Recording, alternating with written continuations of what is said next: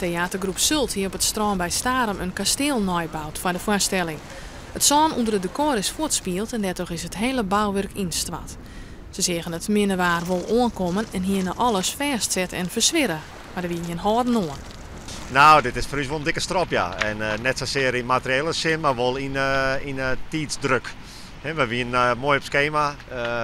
Vorige week is het hele kasteel opgebouwd in het Isselmar. We hebben er een keer op repeteren kunnen.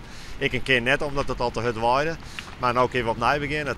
Het is de vraag of alles weer opbouwd wordt kind voor de première van Nijwieke Tongersdie.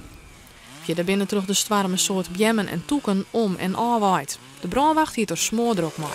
Ze moesten onder andere in Natburgen, Snits, de Jouwer en op Schiermonnikoog uitdrukken om de bjemmen en toeken voor te heljen. Die bjemmen die zitten volop nog in het blad en dan gaan er een heel soort om. En dat heb ik merken. Ja, het is natuurlijk de tweede of de derde storm van Nederland in december mooi rekenen. En dat is betiet. Nou, dat komt ik terug de resten van de orkaan Irene. Die zitten in die depressie die dit waar verzwaren had. Ik joe het waaide het nog hut en daarom in de sneltjes naar Vlieland uit de Vietnam.